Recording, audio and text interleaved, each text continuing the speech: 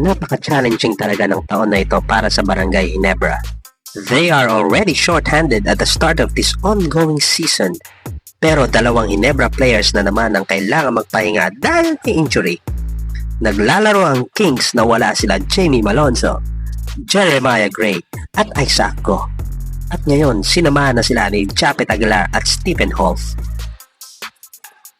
Ginebra can't get a break sa mga injured players nila. Hindi pa nga nakakabalik ang isa meron na namang nadagdag. I can't help na ma-imagine kung naglalaro lang sana ang tatlong current injured players nila nitong Governor's Cup Finals against TNT. Malamang mas lumaki ang chance nila na mag-champion. Pero going back, napabalita nitong mid-December babalik na sila Isaac Go at Jamie Malonzo sometime nitong papasok na 2025. So that is a good news. Matatandaan na nagkaroon ng calf injury ang high leaper na si Malonzo last Philippine Cup, habang si Isaac Go naman ay nagkaroon ng foot injury sa kalagitnaan ng katatapos na Governor's Cup. Habang kay Jeremiah Gray, inaantay pa din nila kung may go signal na palaruin ang another scoring wingman. Sometime July this year nabalita na babalik na dapat siya sa early part ng Governor's Cup.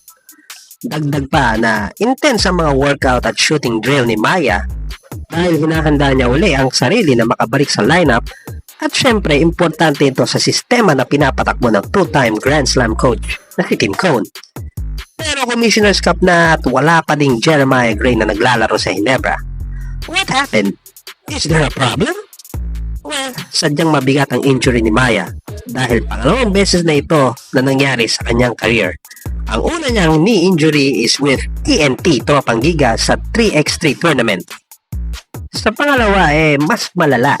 He was diagnosed with triple tear sa ACL, MCL at ang kanyang PCL. Hindi ko na i-discuss yan. Pero sa buong buhay ko na taga-subaybay ng NBA at PBA, hindi pa yata ako nakakakita o nakakarinig ng ganitong klaseng injury na nagsasabay-sabay. Nevertheless, I think Ginebra is taking their sweet time na magkaroon ng full recovery si Maya before he takes the floor dahil ayaw na nila maulit ang ganitong kagrabe na injury sa isa sa mahusay nilang manlalaro. For now, there's no timetable for Maya na makabalik sa basketball court, and that is still bad news. Ngayon, ibabalik natin ang usapan sa natagdag na dalawang players sa injured list ng Gin Kings.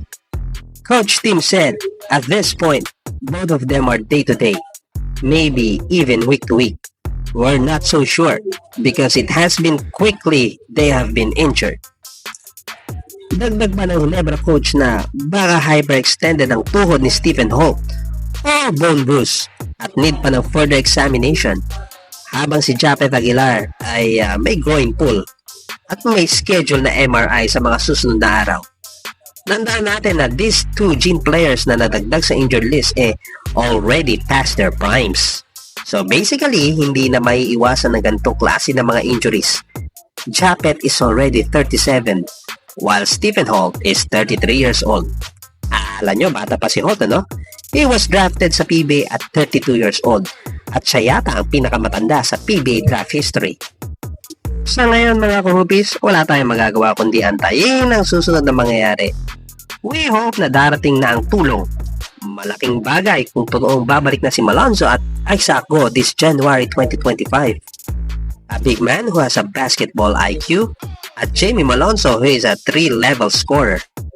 Yun muna mga kuhupis. Salamat sa panonood at see you sa aking next video. Bye!